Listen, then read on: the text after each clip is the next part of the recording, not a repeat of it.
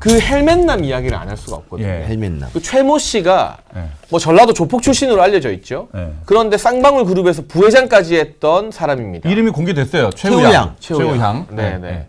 근데 이 사람 뭐 밤에 찾아올까봐 무서운데 네. 이 사람이 김만배 재판마다 앉아서 참관을 했다는 거예요. 그리고 김만배가 구속에서 풀려나는 날 이상한 오토바이 복장 입고 헬멧 쓰고 나타나서 김만배를 데려간 사람이에요. 네. 김만배는 차에 태우고 오토바이를 타고 무슨 조폭 영화처럼 그 차를 따라갔어요. 에스코트 했죠. 예, 이거 네. 보세요. 일단 보시고 오시죠. 네. 저 사람. 그 빨간 헬멧. 저게 이제 작년 10월 15일 예. 구속영장이 기각돼가지고 기각됐을 때. 구치소에서 나오는 그 장면이죠. 예. 저렇게 이제 차에다 태우고 예. 본인은 오토바이 본인은 타고 따라갑니다. 오토바이를 타고 에스코트 하듯이. 아니 이게 대한민국에서 저런 광경 처음 보지 않습니까? 처음 보죠. 피의자가 구속기간 만료돼서 나오는데 저 오토바이 복장에 헬멧 쓰고 안내해서 태운 다음에 오토바이 타고 따라간다? 이거 무슨 옛날에 뭐 학원 만화 짱 뭐 이런 데가 나올 법한 광경인데 저는 이게 굉장히 커다란 음모가 여기에 개입되어 있는 것 같아요. 저 장면 다시 한번 보여줄 수 있어요? 그 헬멧남 나와서 차에 타는 장면? 뭔가를 감지하셨구나. 이상한 점을. 네, 좀 자세히 보면 여러분. 저게 이제 그 뭐 누구를 배웅하러 나오잖아요. 왔어. 네. 배웅하러 나온 사람이 저 김만배를 다루는 건지 아니면 네, 잘 보세요. 보면 좀 거칠게 다뤄요. 바로 낚아채잖아 그냥. 네, 거칠게 이렇게 잡아 그리고, 끌고 차로. 뒷좌석이 아니라 앞좌석에 태워요. 그죠? 네, 의전을 갖춘 다음에 뒷좌석에 태우는 게 일반적인데 앞좌석에다 이렇게 얼른 밀어 넣는 것처럼 넣잖아요. 예.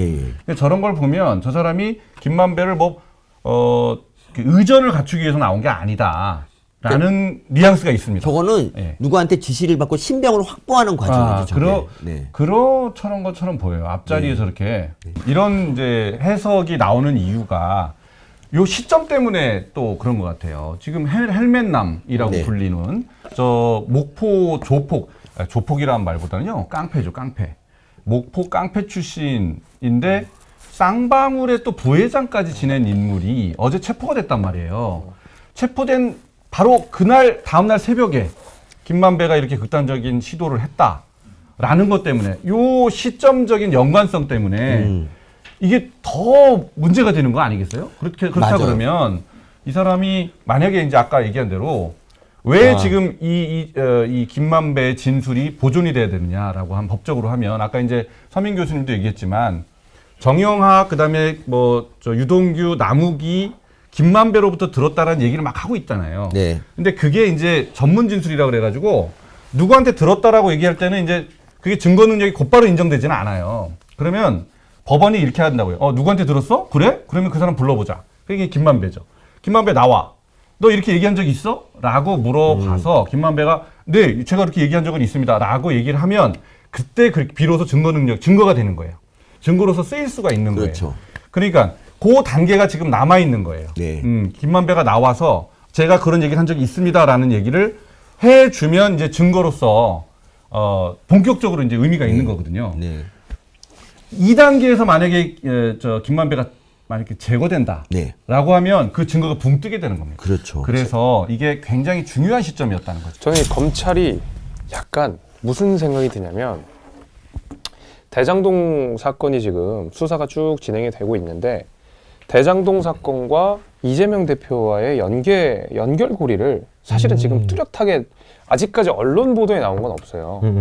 근데 제 생각에는 이 대장동 사건과 이재명 대표를 연결하는 가장 중요한 고리는 전 쌍방울이라고 생각하거든요. 네. 쌍방울 변호사비 대납 사건부터 시작해가지고 이재명 대표와 쌍방울 그룹 간에는 알게 모르게 참 이렇게 연결된 게 많아요. 많죠. 근데 지금 그 김만배 측근으로 잡혀가 있는 이 두 분, 최우양, 이한성 이 두 분이 쌍방울이랑 매우 관계 깊은 분들입니다. 그렇죠. 예, 최우양은 그 헬멧맨 그분은 말씀드린 대로 쌍방울 그룹의 부회장을 하셨던 분이고 네. 이 이한성 씨는 얼마 전에 그 쌍방울에서 뭐 뇌물수수 돼가지고 유명한 그 이화영 네. 당시 이재명 대표가 경기도지사였을 때 평화부지사를 했던 이화영 그 부지사의 보좌관이었을 거예요. 네, 그래서 맞습니다. 보좌진 출신이어서 네. 이 잡혀간 이 두 사람이 사실은 다 쌍방울이랑 굉장히 밀접한 관계가 있는 사람들이다. 그러면 자 보세요. 김만배는 누가 뭐래도 대장동의 핵심이죠.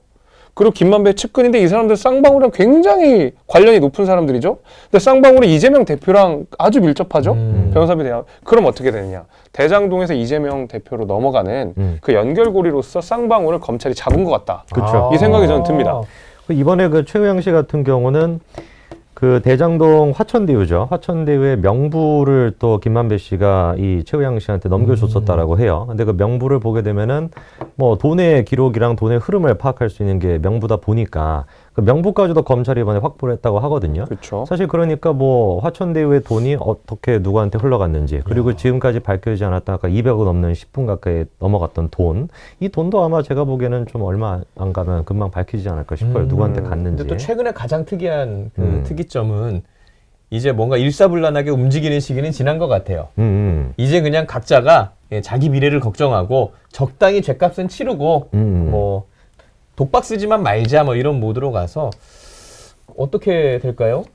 근데 이게 지금 그 쌍방울 지금 얘기해 주신 것처럼 제일 중요한 문제가 변호사비 대납 문제도 굉장히 중요한 문제거든요. 그럼요. 근데 아직까지 이제 그 김성태 씨가 지금 귀국을 안 하고 있는 상태라 가지고 어떻게 좀 될지를 좀 봐야 되는데 배상윤이라고 하는 분도 있어요. 이분이 이제 KH그룹이었나? 그 이제 회장인데 희한하게 우리 그 이재명 대표 주변에는 이번에 그 여당에서 나왔던 논평처럼 무슨 뭐 하나의 범죄 스릴러 영화를 네. 보듯이 이 조폭 출신들이 많아가지고 배상윤 씨도 조폭 출신이고 최우양 씨도 조폭 출신이고 김성태 씨도 조폭 출신이에요. 이런 걸 들으면은 거기 미래에서 그렇게 검찰을 싫어하나? 무슨 어. 검찰이 범죄 집단처럼 그렇게 몰았잖아요. 이게 뭐 우연히 주변에 뭐 조폭 계세요? 한 다리 건너도 없어요. 그래. 한 다리 건너도 없어. 사실 네, 이게 난이 외형적으로는 이분이 제일 비슷하고. 네. 우리는 사실 약간 사이버 범죄 쪽이잖아요. 친척들 네. 중에도 뭔가 관상이. 네. 왜 저를 그렇게 엮어가지고 제가 친일파라 이런 얘기는 들어봤어도 네네. 사이버 범죄상이라는 얘기는 아, 처음 제가 들어봤어요. 많이 듣거든요. 아, 그렇습니다. 네, 해커 같이 생겼다 이런. 저는 이제 많이 듣는 얘기가 이제 일본 순사 같다. 유독 좋아하시는데 일본 순사 같다 이런 얘기는 들어봤어도 어쨌든 네, 그래서 이제 본론으로 들어갔습니다. 네, 배상균 씨도 그렇고 워낙에 이런 사람들이 많은데 우리 이재명 대표 조카 같은 경우도 또 그렇게 또 연결이 되어 있었잖아요. 국제 굉장히 마피아파라. 중범죄. 좀 이게 우연일 수가 있나? 좀 뭐 한 달에 건너가지고 한 사람 믿기도 쉽지 않은데 이게 지금 뭐 여기 봐도 여기 있고 저기 봐도 있고 뭐 그리고 여기저기 수행하는 또 사진이라든가 다 있으니까. 뭐 시장실 이런 데 사진 봐도요. 뭐 그런 정황이 굉장히 많습니다. 요유상종 금묵작 뭐 이런 사자성어가 오. 꼭 그렇다는 건 아니고 그냥 갑자기- 그런 사자성어가 있다고요. 네, 네. 이준석 전 대표인 줄 알았어요. 네, 갑자기 사절성어 나와가지고. 제가 또 윤리에 갈 수 있으니까. 그 이름은 이따 꺼내요. 이따 선물을 이따가 그러니까 예고편으로. 무슨 네. 볼드모트야 예고편으로. 볼드모트. 왜냐면 볼드모트. 그 이름을 꺼내면 그 댓글창이 그때부터는 아. 이제 그렇죠. 자발적으로 폭주하기 시작합니다. 그렇게 돼야지 이제 또 화제가 네. 되고. 요즘 벌써- 댓글창에 저 욕이 좀 많이 줄었어요. 그러니까 이게 네. 좀 리프레시가 필요하거든요. 그러니까.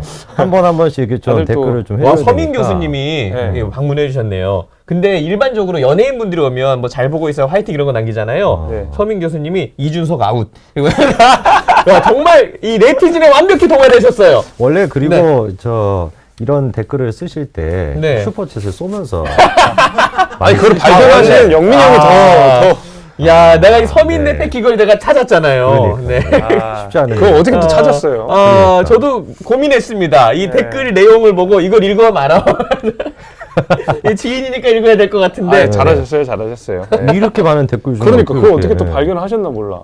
그래서 아까 제가 말씀드렸던 얘기가 우리 그 배상현 회장도 그렇고 최우양 씨도 그렇고 김성태 씨도 그렇고 이 변호사비 대납 문제 같은 경우는 사실 이재명 대표가 이것 때문에 한번 대법원 가가지고 완전히 정치 인생이 끝날 뻔한 그 그렇죠. 지금 논란인데 사실 아까 또 한 가지 말씀 더 드리고 싶었던 게 그 김만배 씨가 이제 천화동인으로부터 400억 넘는 이제 대출을 받았잖아요. 그 돈이 어디로 쓰였는지도 아직 파악이 안 된 상황인데 검찰에서 일단 보고 있는 가장 유력한 그 논조는 이 400억이 넘는 대출금이 아무래도 이제 정계 쪽이나 아니면 법조계 쪽으로 가지 않았을까라고 강하게 지금 의심을 하고 있거든요. 근데 그 중에 또 하필이면은 대법관이 들어가 계시고 네. 그리고 그 대법관 분이 또 하필이면 이재명 대표의 대법원 선고까지 같이 들어가셨던 분이다 보니까 아무래도 이 쌍방울 문제가 앞으로 제가 보기에는 변호사비 대납 문제가 또 다시 한번 또 터지지 않을까 싶습니다.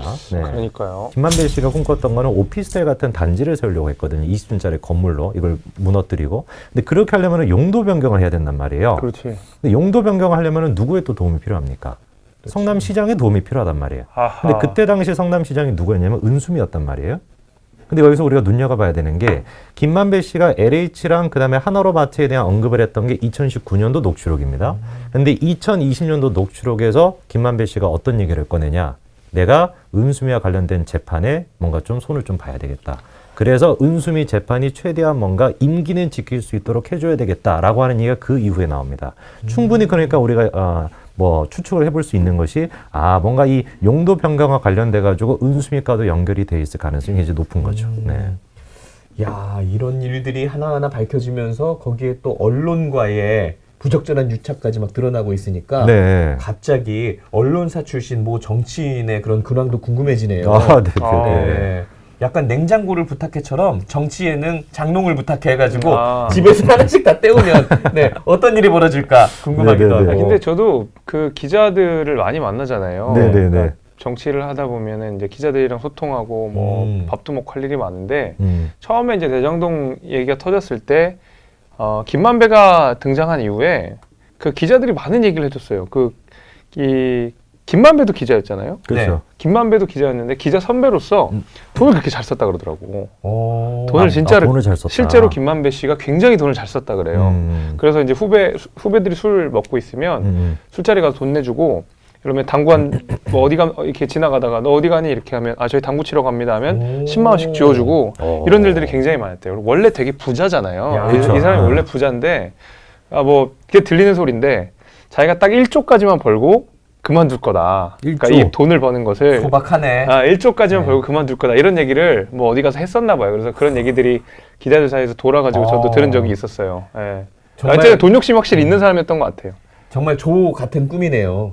그러네. 저도 진짜. 그런 꿈 한번 꾸고 싶다. 네. 네. 아니 그리고 이제 웃긴 게 구체적으로 지금 신문사까지도 언급이 되고 있는 상황이잖아요. 네. 그럼 그 얘기는 이제 검찰 수사를 통해 가지고 이미 검찰 입장에서는 누군지까지도 다 특정이 돼 있다는 뜻일 텐데 우리 김희경 의원님 같은 경우는 한겨레 출신 아니십니까? 근데 한겨레 이제 신문 간부도 마찬가지로 지금 연루가 되어 있는데 이분이 되게 웃긴 게 뭐냐면 김만배 씨한테 지금 6억을 받았다 이거예요. 네.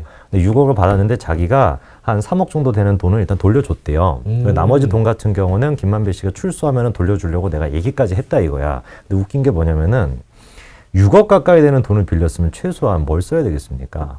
차용증 차용증 같은 같은 걸 써야 돼요. 차용증이 없으세요. 아. 차용증을 안 쓰고 6억을 야, 6억 빌렸다는 정도면 거야. 야, 계좌 싸! 뭐 이렇게 하나? 아니 지금 부모랑 자식 사이에도 요즘 이제 뭐 증여법 때문에 1억만 넘어도 다 차용증 써야 되는데 생판 남인 사람한테 6억 가까이나 돈을 빌리면서 차용증을 안 썼다? 이걸 도대체 누가 믿을 수 있을까 하는데 한겨레 또 출신이세요. 또 희한하게 또 이렇게 또 연결이 됩니다. 야, 근데 나는 그러면 직장 안 다닐 것 같은데. 6억을 뭐 이렇게 그냥 네. 쑥쑥 야, 써주고. 6억 가지고 무슨 은행을 가? 야, 여기. 그러니까. 잠깐 장롱 좀 보자. 네. 야, 6억 부럽다. 항상 이런 뉴스를 보면 항상 마인드 컨트롤을 합니다. 어. 만약에 내가 이런 돈이 눈앞에 있다면 나는 흔들리지 않을 수 있을까? 어때요? 6억 막 이렇게 해가지고 6억이면은 뭐 김만배 앞뒤가 안 맞는다. 네, 앞뒤가 안 맞아요. 대장동의 키맨 김만배 스텝이 이거 뭐 꼬이다가 이제는 그 넘어질 지경이에요. 네. 네. 이번에 김만배 씨가 이제 재판에 나가가지고 뭐 여러 가지 증언을 했습니다만 재판장한테 혼나는 또 그런 모습이 연출이 됐죠. 근데 이제 혼날 수밖에 없는 게 워낙에 좀 말도 안 되는 소리를 하면서 네. 계속해가지고 뭔가 이제 김만배 씨는 끝까지 뭐 이재명 대표를 지키겠다라는 건지 뭔지는 모르겠습니다만 뭐 여러 가지 이제 뭐 얘기를 했는데요. 일단 첫 번째 이제 얘기했던 게 의형제와 관련된 문제였습니다. 그러니까 이제 남욱과 유동규 그다음에 아니죠 그 의형제는 네 사람이 이제 정진상과 김용과 김만배랑 유동규 이렇게 이제 네 사람인데 이 네 사람이 이제 의형제를 맺은 적이 없다라고 이제 강조를 했었는데 사실 이 의형제 문제 같은 경우는 중요한 이유가 뭐냐면은 남욱과 정약회계사 두 사람의 통화 녹취를 통해서 의형제를 맺었다라는 게 확인이 됩니다. 그래서 이제 그때 당시 남욱이 했던 얘기를 우리가 생각을 해보면은 네 사람이 의형제를 맺기로 했다. 그리고 이제 김만배가 제일 큰 형이니까 큰 형으로서 의형제를 맺고 의형제를 맺었기 때문에 신뢰관계가 형성이 돼서 그때 처음으로 이제 김만배가 정진상한테 대장동 얘기를 꺼냈다라는 거거든요. 그러니까 의형제를 맺었다라는 게 야 우리끼리 뭐 친구 잘 해보자 이런 맥락에서 중요한 게 아니라 의형제를 맺었기 때문에 그거를 통해 가지고 대장동 얘기를 꺼낼 수가 있었다라는 논리로 이어지기 때문에 의형제가 중요한 얘기거든요. 근데 그 부분에 대해서 이미 녹취록을 통해서 다 확인이 되어 있는 부분임에도 불구하고 김만배 씨가 이번에 의형제를 맺자는 얘기도 한 적도 없고 의형제를 맹 적도 없다라고 주장을 했는데 이유가 또 기가 막힙니다. 그 이제 검찰이 물어봤죠. 왜 도대체 의형제를 안 맺었다라는 거냐, 근거가 뭐냐라고 물어보니까 아니, 나이가 40대 50대 돼가지고 의형제 맺는 게 쉬운 일입니까? 이렇게 얘기를 해요. 아니 나는 40대가 되고 50대가 돼도 의형제를 맺을 수 있으면 맺으면 되는 거지. 나이대가 어떻다고 해서 의형제를 못 맺는 게 말이 안 되잖아요. 그러니까 검찰 쪽에서는 녹취록을 가지고 정확하게 지금 근거로서 얘기를 하고 있는 건데 김만배 측에서는 진짜 말도 안 되는 거를 가지고 나이가 50이 됐는데 어떻게 의형제를 맺습니까? 이 정도 수준으로밖에 지금 방어를 못하고 있다는 거고요. 그러니까 이제 재판부가 보다가 참다 못하고 지금 한마디를 했던 것인데 나머지 한 얘기 같은 경우는 또 이제 4억 원 전달했던 거 그거에 대한 얘기도 있었는데 그거는 이따가 또 다시 말씀을 드리겠습니다. 근데 법에 대해서 잘 아시지만 이 판사한테 혼나기는 쉽지 않잖아요. 그렇죠. 뭐 부산 아주 이례적인 일이에요. 부산 청소년이 한번 혼난 적 있죠. 안 돼, 돌아가. 뭐 그때 이제 혼난 적 있고 어른이 혼난 거는 저도 처음 본 것 같은데. 근데 그 어지간히 판사가 짜증나지 않았으면 이런 얘기 안 했을 거거든요. 근데 왜냐면 판사는 기본적으로 기록을 다 읽고 오잖아요. 네네. 대충 내용을 다 안다고요. 근데 김만배가 나와가지고 중언부언하고 앞에서 했던 내용 또 뒤에 가서 다른 내용 얘기하고 이러니까 판사가 듣다가 짜증난 거예요 이거는. 네. 야 그냥 말하지 마 그냥 이렇게 한 거예요 그냥 진짜. 야 형이 너 생각해서 해주는 얘기야. 너 그냥 차라리 말하지 마. 근데 제가 이게 톤을 좀 이렇게 해서 그렇지 실제로 그렇게 얘기했어요. 왜냐면 차라리 묵비권을 행사하시라 그랬어. 차라리 그 얘기는 맞아요. 법률 용어로 그냥 좋게 얘기한 거지. 야 그냥 네 말 하나도 안 맞으니까 그냥 다물고 그냥 입 있어요. 다물고 너 변호사한테 맡겨 이 소리 한 거거든요. 그러니까 어지간히 김만배가 지금 스텝이 꼬이는 거야.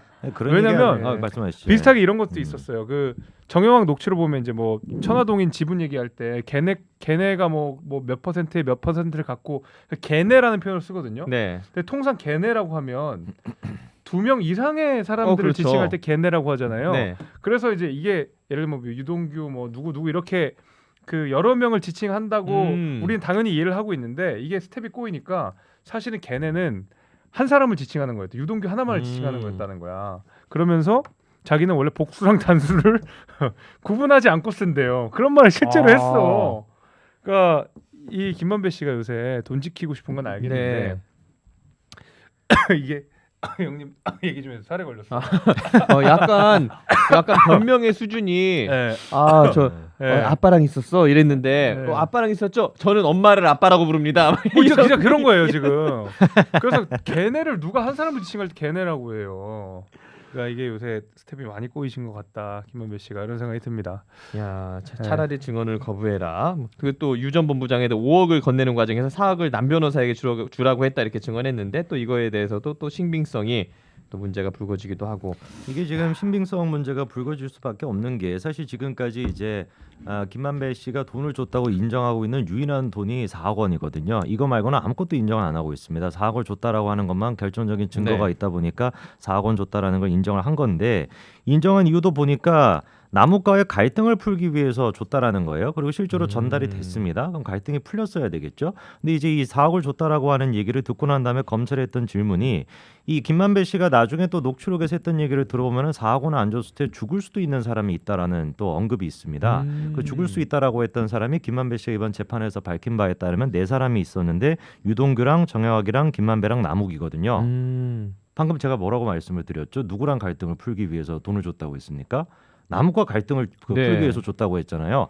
돈을 안 주면 남욱이 죽을 수가 있다는 거예요. 말이 안 맞지 않습니까? 네. 하나도 지금. 그러니까 그 얘기를 듣다가 재판부가 이제 답답해가지고 말을 그냥 앞뒤가 안 맞으니까 가만히 그냥 계시든지 묵비권을 그냥 행사하셔라 이런 얘기가 나왔던 거죠.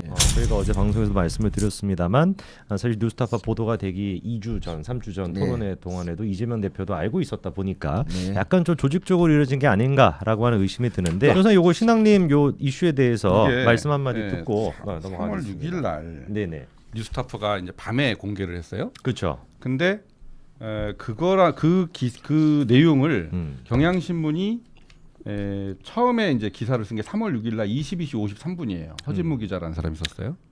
그러니까 뉴스타파 보도가 있고 그걸 경향신문이 받기까지 받는데 그 밤에 이루어져서 다. 그러면 이제 경향신문은 그 신문이잖아요. 언론. 그러면 아무리 다른 언론사가 이제 보도를 했더라도 자기가 할 때는 그건 기초적인 이제 사실 확인 절차를 거쳐서 확인이 됐을 때 이제 기사를 쓰는 거예요. 그런데 기사가 등록된 시점이 22시 53분, 밤 10시 53분이에요. 그럼 밤에 이제 사실 확인 같은 걸 거치기가 어렵겠죠. 네. 그러니까 그냥 전제를 한 거예요. 그냥. 그러니까 이런 것들 뭐 한겨레 신문도 그렇고 경향 신문도 그렇고 이런 것들 때문에 이제 지금 국민의힘에서는 이게 큰 그림을 그리는 세력이 뒤에 있었을 것이다. 그리고 이제 그것이 민주당일 것이다라는 주장이 오늘 원내대표 입에서 이제 나온 겁니다. 그런데 그 내용을 보면 김만배가 한 역할, 김만배가 이제 이 사건을 조종하는 그 과정을 좀 이렇게 보면 되게 무서운 사람이다라는 걸 느끼지 않아요? 네. 이게 이제 조우영한테 시키잖아요. 네. 조우영은 이제 잘 모르는데 너는 하여튼 이렇게 얘기해라. 네. 라고 얘기를 일단 던져요. 근데 이제 조우영 얘기를 듣고 나무기가 가서 또 그 얘기를 듣고 또 옮깁니다. 그리고 언론에다 얘기를 하고 막 그래요. 네. JTBC가 그걸 보도를 하고. 그러니까 이제 조우영을 교묘하게 조종을 해가지고 그 얘기가 이렇게 퍼져나가는 과정까지 또 남욱한테 그걸 물게 하고 불게 하고 보도되게 하고. 그러니까 이 과정을 이제 저는 김만배가 다 짰다고 봐요. 다 짰다고 보는데 야, 그런 걸 보면 굉장히 소름 끼치는 사람이고요. 근데 이제 그럼 과연 김만배가 그럴 만한 능력이 있는 사람이냐라는 걸 생각해 보면 저는 김만배를 개인적으로 알아요. 네. 개인적으로 겪어보기도 했고 얘기도 이제 제가 옛날에 대한변호사협회 대변인을 할 때 이 사람이 머니투데이 이제 법조 팀장이었단 말이에요. 법조 팀장. 근데 최장수 법조 팀장이었어요. 법조 팀장 원래 이제 이게 바뀌잖아요. 네. 그래갖고 이제 뭐 딴 데로 딴 부서로 발령도 나고 하는데 이 사람은 떠나질 않아. 법조에 떠나질 않아요.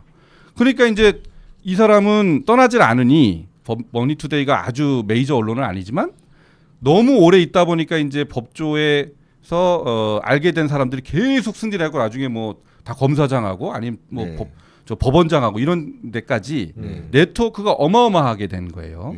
근데 그런 걸 활용한 거죠, 이 사람이. 그걸 이제 이런 식으로 써먹은 거예요, 자기 이제 이권에. 근데 그때부터도 이런 이제 이권에 개입한다는 소문이 파다했단 말이에요, 서초동에. 근데 이제 이거 말고도 있잖아요. 그렇게 오랫동안 그 서초동에 있는 사람들은 사건을 이렇게 소개시켜주고 브로커짓 있잖아요, 브로커. 사건 소개시켜주고 이제 수수료 먹고. 그런 일들을 하는 사람들이 꽤 있어요. 근데 그런 서초동 브로커 중에 언론사에 있는 사람들도 꽤 있어요. 그래서 저는 이 김만배가 브로커 짓을 한다 그래가지고 그런 거 하는 사람인 줄 알았어요. 그런 거, 그런 정도. 사건 소개해주고 뭐 이제 전관들 많이 아니까 그런 데다 물어다주고 수수료 좀 받아먹고 그런 걸 하는 놈인가라고 생각을 했는데 나중에 이제 알게 된 거예요. 이렇게 브로커 정도가 아니고. 정말 큰 그림, 이제 대장동 사건의 주역 아니에요? 그렇죠. 권순일 대법관한테 찾아간 사람도 김만배죠. 그렇죠. 그래서 지금 변호사님 말씀 종합해 보면은 김만배가 이렇게 소름 끼칠 정도로 여러 곳에 많은 이제 영향을 끼쳤는데 과연 이게 김만배 혼자만이 가능할 수 있는 일일까? 그 뒤에 뭔가 큰 그림을 그렸던 누군가가 있을 거다라고 얘기를 해주셨고. 왜냐하면 언론사를 동원하고 민주당 의원들이 총 동원되고 이게 있잖아요. 3일이라는 짧은 기간 동안 작업을 해야 되기 때문에 전력을 총 동원할 수 있는 거는 김만배 혼자는 안 된다고 봅니다. 저는 뒤에 뭔가 있다고 봐요. 그렇죠. 그래서 이제 지적을 두 분 다 해주신 것처럼 김만배 씨가 왜 그렇게 평상시에 스스로 뭐 이지스합니다. 내가 바다 위에 뭐 방패막이 역할을 할 정도로 떳떳하게 그렇게 얘기했는지 약간 뒤에 누군가가 있지 않을까라는 의심이 든다라고 말씀을 드리고요. 김만배가 이제 풀려났습니다. 구속 연장이 안 됐죠. 어저께 풀려났는데 풀려나면서 또 이제 기자들한테 한 얘기들이 지금 또 뉴스가 되고 있습니다. 한번 영상 먼저 보도록 하겠습니다. 많은 분들께 우려와 심려를 끼쳐드려서 송구스럽게 생각합니다. 신하님 씨에게 돈 주고 허위 인터뷰했다는 의혹이 있는데 어떻게 생각하세요? 그분은 저의 오랜 지인인데 한 15년에서 20년 만에 처음으로 전화 오고 만났습니다. 그런데 사적인 대화를 녹음되는지도 몰랐고. 그러면 실제로 그 책을 사시고 1억 6,500만 원을 주신 건 맞으세요? 예. 그러면 왜 책이 1억 6천만 원이나 주신 거예요? 저는 그분이 오래전서부터 그 관련해서 책을 쓰시는 거를 알고 있어서 그분이 굉장히 이 언론인으로서도 뛰어난 분이고 그런데 그분의 평생 업적이라고 생각합니다. 그 책이 작품으로 치면은 그 정도 가치가 있다고 생각을 해서 그래서 제가 그 책을 산 겁니다. 그 신앙림 씨와 했던 그 인터뷰 보도가 대선 국면에서 이제 영향을 주기 위해서라는 시각들이 좀 있는데 거기에 대해서는 어떻게 생각하세요? 저는 그 당시에 구치소에 있었고 그리고 제가 이제 검찰 조사 받고 와서 구치소 내 관계자한테 그런 내용이 보도됐다는 걸 알았습니다. 그 당시에 윤석열 대통령이 2011년에 그 조우영 씨에게 수사 문마해줬다고 진술했는데 지금도 입장은 변화 없으세요? 뭐 그 부분은 이 검찰 수사하면서 제가 뭐 여러 가지 성실하게 답한 부분이 있는데 그 당시에 대검 중수 과장으로서 그런 영향력 있는 위치에 있지 않았다고 생각합니다. 와, 제가 뭘 느꼈냐면 야, 김만배 씨는 진짜 프로다. 예. 이 오랜 구속 수감을 마치고 나오는 길에서 저렇게 포커페이스 유지하면서 준비된 거짓말을 술술술 할 수 네. 있다는 거, 야, 훈련된 프로다라는 생각이 일단 드네요. 와. 그러게 말이에요. 그러니까 저 장면을 보면 예전에 그 김만배 이분이 이제 자해 한번 있었잖아요. 네. 전 그것도 정말 계획된 쇼라고 생각합니다. 근데 저는 저기서 뭐 옆에서 열심히 막 외치는 시민단체 분인가요? 그 책 다 읽었냐 하는데 그 1억 6천 주고 산 책 저 김만배 씨가 다 읽었을까요? 1억 6천이나 주고 샀으면 책을 되게 꼼꼼하게 읽어야 되는 거 아니야? 저분 누구예요? 이제 근데 왠지 안 읽었을 것 같아 진짜. 저분 때문에 웃겨갖고 김만배 목소리가 잘 안 들려. 그리고 오늘 언론사 단독 나온 게 여러 개 있는데 네. 김만배 씨 사무실에 그 책이 그냥 나뒹굴고 있대요. 그러니까 저도 지금 그러니까 그 1억 6천이나 주고 샀으면 신주단지 모시듯이 그렇죠. 뭐 어디 뭐 전시를 해놓던가 네. 집에 금고에 두던가 해야 되는데 액자에다 넣어갖고 이렇게 넣어야지. 그럼. 근데 사무실에서 그냥 나뒹굴고 있대요. 5천만 원짜리인데 네. 하는 거네. 교수님 안 버린 게 다행이네. 맞짱으로 인쇄 얼마 받으셨어요? 200만 원 받았습니다. 네, 진짜 너무하다 정말. 200만 원이 답니까? 세상이 이렇게 불공평해서 되겠어 정말? 아닙니다. 야, 진짜로. 저는 또 뉴스를 하지 않습니까? 그래도 이제 어쨌든 1억 6,500이 건너갔다는 사실은 인정을 했어요. 그럼요. 네. 그런데 그게 뭐 그분의 평생 업적이기 때문에 그만한 가치가 있었다. 곧 죽어도 책값이라는 얘기를 하네요. 곧 죽어도. 그러니까 미리 책값으로 걸리면 책값으로 하기로 미리 뭐 계획을 다 한 거라서. 글쎄 말이에요. 저 부분은 이제 저렇게 준비를 하고 나온 것 같은데 네. 하여튼 여전히 참 국민들이 다 보고 있는데 여전히 저 사람이 아직도 깨달은 게 없구나. 왠지 김만배 씨 사무실에서 라면 끓여 먹으면 그 책 위에다가 라면 올려놓고 먹지 않을까. 아니 5천만 원 주고 한 권당 5천만 원인데 1억 이거라도 써야지. 1억 6천짜리 라면 받침. 아니 사무실에 나뒹굴고 있대잖아. 기자가 확인했는데. 근데 김만배가 녹취되는 거 몰랐다고 하는 거 어떻게 생각하세요? 말도 안 되는 게 김만배는 저 녹취를 조작하고 나서 네. 조우영이나 남욱이 그거 사실 아니다라고 할까봐 네. 조우영 남욱에게 접촉해서 맞아. 내가 이렇게 만들었으니까 이대로 말해달라고 회유를 했고 조우영이 계속해서 이건 진실이 아니다 토로했는데 꾹 참고 견뎌라. 네. 어디 멀리 떠나갔다 와라. 나중에 돌이킬 수 없어지면 그때 가서 아니라고 하면 된다로까지 말했어요. 근데 맞아요. 그걸 어떻게 몰랐다고 저렇게 뻔뻔하게 거짓말을 합니까? 얼굴색 하나 안 바꾸고. 본인이 광야로 하겠다. 그러니까 그러니까 프로라는 광야로. 거예요. 재판부가 좀 약간 무서운 것 같아요. 저는 이거 보자마자 판사 이름부터 확인했거든요. 근데 약간 너무 무서운 분이라는 느낌이 들었는데 이분이 발언했던 것 중에 전 가장 인상이 깊었던 게 판결을 다 해놓고 이게 서민들에게 돌아가야 될 걸 민간업자한테 몰아줬구나. 그다음에 시장 선거 이익 보려고 그랬구나. 뭐 이런 게 있는데 이거예요. 도시개발공사가 대장동 관련 형사소송 결과가 모두 나온 뒤에 민사소송을 통해 피해를 회복하는 것은 심히 곤란하게 됐다. 왜냐하면 이재명 대통령에 대한 재판이 중지돼 있으니까 이 대통령 재판이 중지돼서 성남 도계공 측의 피해 회복이 늦어지고 있다는 취지인데요. 이거는 피해 회복 지원 문제를 두고서는 민주당 등이 추진하고 있는 배임죄 폐지 논의를 할 때 브레이크를 걸 수 있는 말을 한마디 남긴 거라고 하더라고요, 판사가. 저는 네. 배임죄가 진짜 폐지되잖아요. 네. 저는 이 대장동 판결문을 가지고 네. 공부할 거예요. 그래요? 그래서 저도 하천대유 같은 거 하나 만들어가지고 어디다 소장동 하나 만들어서 시장 하나 꼬셔가지고 절대 처벌받지 않으니까 처벌받지 않게 10,000원만 넣으세요. 이거 한 100억으로 만들어 드릴게요. 뻥튀기 해드릴게요. 제가 그 방법 써드릴게요. 저 이 지적 판결문 정말 정독하고 정말 분석을 해가지고 정말 어디 소장동 하나 만들어서. 그래서 제가 지금 민주당이 추진하는 여러 가지 사법 개혁이라는 이름에 하는 사법 망가뜨리기, 사법 비틀기, 사법 찢기가 제가 여러 차례 말씀드렸죠. 거학횡재, 서민 재앙이라고 말씀드리는 게 지금 설정환 변호사는 본인 일부러 약간 위약적으로 그럴 정도로 이렇게 지금 배임을 없애면 이 판결문 놓고 이렇게 하면 벌 안 받고 재판에서 유죄 안 나오고 돈 몇백억 몇천억 벌 수 있어요라는 가이드를 줬다는 얘기예요. 거학한테 횡재를 시켜주는 겁니다. 교과서예요. 자, 그럼 이렇게요. 설천대유 1호, 설천대유 2호. 그래서 국장님은 경기도지사. 네? 제일 어려운 걸 나한테 시켜요. 밀어주기. 대유가 제일 좋지. 그다음에 이렇게 김미선 너 다 몰아줄게. 이거는 수화로 증거가 안 남게. 그러니까 저는 하자 진짜 하는 거예요. 네. 그러니까 저는 옛날에 화천대유가 무슨 뭐였죠?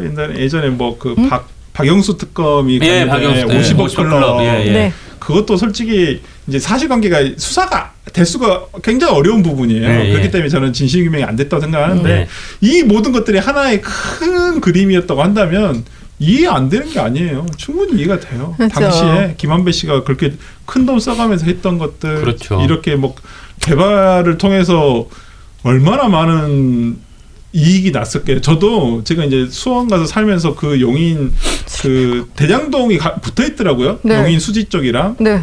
저도 식사하러 많이 가는데 가보니까 알겠더라고. 와, 여기가 이렇게 원래 여기가 대장동이구나. 눈으로 보면 정말 개발 이익이 엄청 났겠구나. 이런 생각이 절로 듭니다. 절로. 잘 진짜로. 됐으면 그냥 5천억 이렇게. 그러니까 김만배 씨 같은 경우는 이재명 대통령이 대선만 안 나왔으면 떵떵거리며 살고 있겠죠. 그렇죠. 그냥 그대로 누가 묻힌 대장동에 상태로. 대해서 얘기를 했겠어요.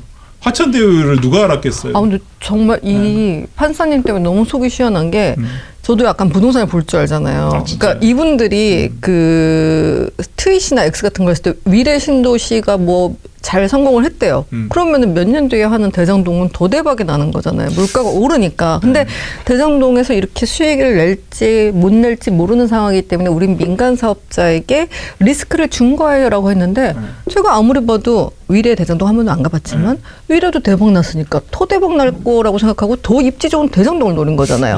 대장동 세트는 그리고 보면 고급 아파트가 줄비예요. 임대 서민을 위한 주택이 없어요.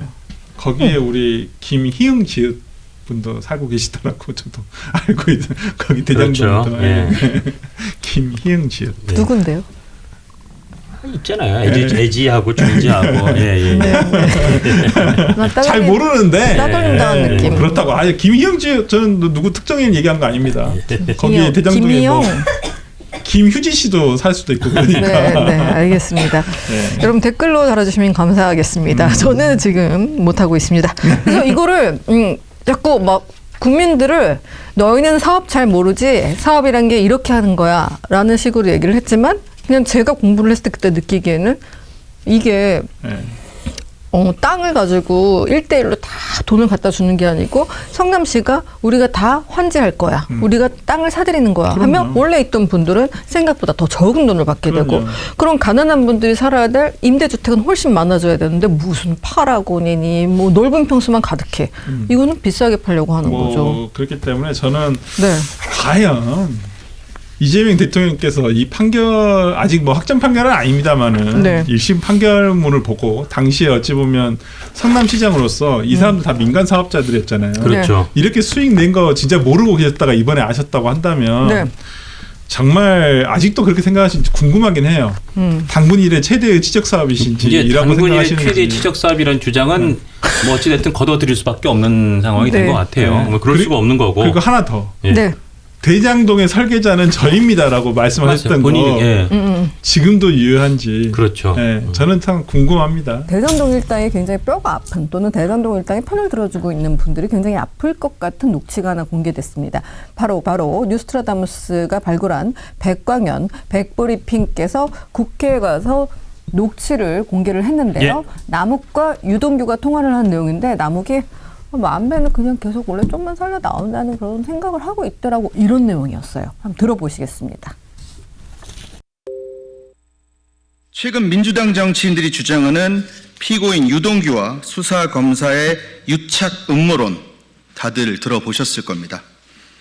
이 파일은 그 주장의 근거 논리가 허구라는 증거입니다.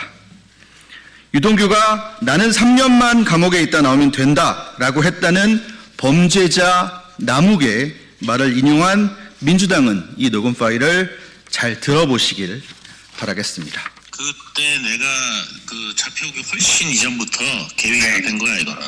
그러니까 이재명하고 정지상하고 김영하고 김만배하고 다 짜고. 그러니까 내시의 합의를 다 본 거야. 합의 다 본 거야.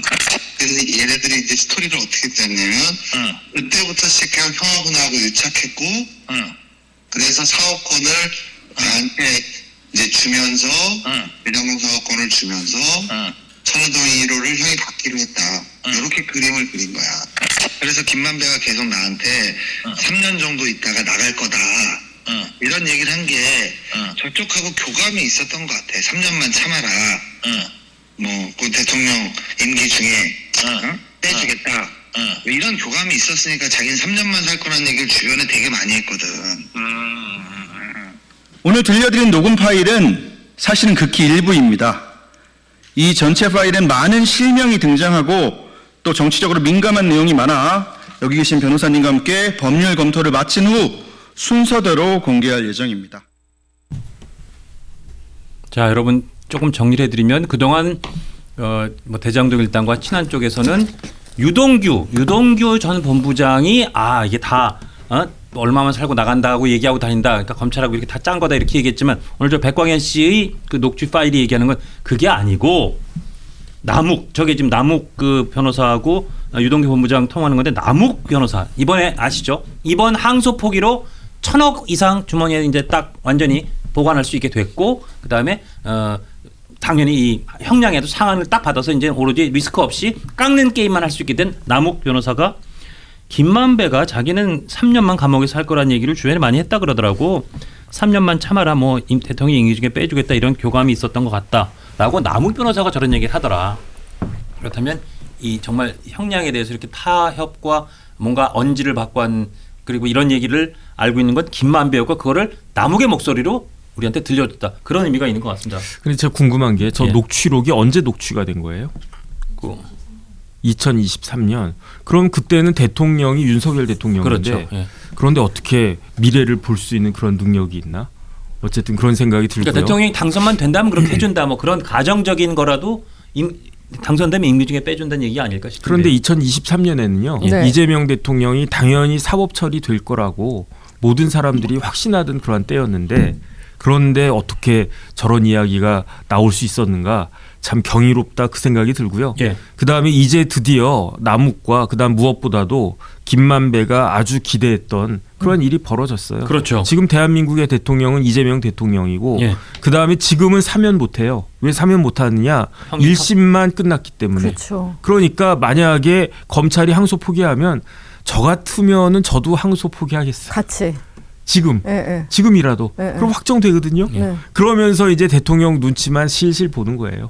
그러면은 어떻게 하겠습니까? 대통령님이 뭐 내년이든 내년에 그 뭐 8.15도 있고 크리스마스도 있어요. 뭐 올 크리스마스 좀 어려울 거고 그러면은 뭐 한 1년만 더 살면 되지 않나? 이 생각을 할 수도 있지 않을까? 근데 그게 지금 항소 포기에 여기에 대한 역풍이 너무너무 거세기 때문에 차마 그렇게 못할 거고. 근데 상상만 해도 항소 포기 이렇게 제가 김만배잖아요. 딱 던지면 이게 5천억짜리다 하면서 던지면 기분 너무 좋을 것 같아요. 아니 그다음에 지금 우리가 계산한 거는요. 연봉이 750억으로 계산했었어요. 8년 잡아가지고. 그러니까 근데 연도가 3년이면 연봉이 2천억이 되는 거예요. 2천억. 야 멋지다 만배요. 멋지다 만배야. 만수르라고 개명할 것 같다고 하더라고요. 네, 괜찮지. 연봉이 2천억이면 이건 뭐 극단적인 계산이었지만 지금 환율 어쩌고 하더라도 한 1억 5천만 달러예요. 연봉 1억 5천만 달러. 여러분 지금 뭐 세계 최고의 연봉을 받는다는 오타니 선수도 그 돈을 못 받아요. 아니 그거를 한 해만 받는 게 아니야. 3년 받았잖아. 그러니까 6천억을 깔끔하게 벌은 거예요. 거기서 옛다 먹어라 하면서 428억 그냥 강아지한테 무슨 먹다 남은 고기 덩어리 그냥 던져주듯이 그렇게 던져주고 그거 보고 아이고 뭐 민주당에서는 조국 대표는 아이 428억이 뭐 이게 어디냐 지금 이런 모습 아니겠습니까? 그러네요. 국민들이 가장 지금 화가 나고 분노하는 거는 저렇게 거액을 저렇게 부패와 비리를 저지른 일당들에게 안 뺏길 수 있도록 보장해주는 그런 항소폭이 바로 그 지점 때문에 국민들이 엄청나게 지금 분개 내지는 의아한 마음을 갖고 있는 겁니다. 근데 만약에 우리나라가 지금 네. 경기가 좋아가지고 네. 돈을 그냥 팍팍 벌어 그거 뭐 아니죠. 그렇다라고 하면 문제가 없겠는데 우리나라는요 1년에 200억 달러씩 10년 동안 캐시로 그러니까요. 업프론트로 미국한테 갖다 바쳐야 돼요. 네. 그러면은 진짜 한 푼이 부족한 때가 아니겠습니까? 한 푼이 아쉬운 때가 아니겠습니까? 여기 가보세요. 저기 뭐 이렇게 그 강남 이런 데도요 공실 무지하게 많고요. 맞아요, 요새. 일산 같은 데는요 초토화됐고요. 지금 이런 상황인데 그런데 그 대한민국 정부가 한 푼이라도 더 추징해 가지고 그거를 피해자들한테 배상해 줄 생각은 안 하고 그냥 만배형 연봉 2천억 만들어 주겠다 이런 이야기인 것 같습니다. 아이고 참나. 오징어 게임 상금이 456억이라면서요. 도대체 만배형은 이 게임을 몇 번을 하는 거를 탄 거야? 웃을 걸?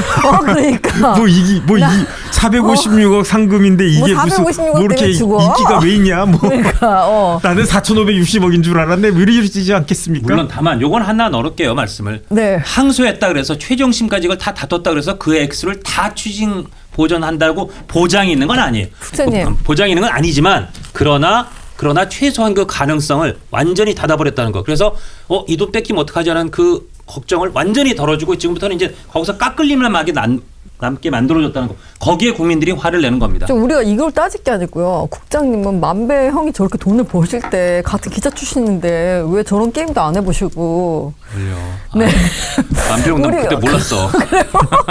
아 진짜. 아니 그 주변에 보니까 뭐야 이게. 만배형하고 네. 술 먹고 만배형이 택시비 주고 하는 거 받아서 택시 타고 갔고 그랬던 기자들이 주변에 꽤 있더라고요. 근데 나하고 이렇게 무슨 법조 이런 것도 같이 교집합이 없고 그래서 하여튼 우리는 맨날 찌개 먹고 이게 뭐예요 문제네. 그러니까 순대 먹고 네. 그랬는데 그러나 하여튼 이건 정말 아닙니다. 정말 이거 네, 아닙니다. 네. 이 영상이 마음에 드셨다면 압도적인 좋아요와 구독, 알림 설정 부탁드립니다. 뉴스트라 타노스.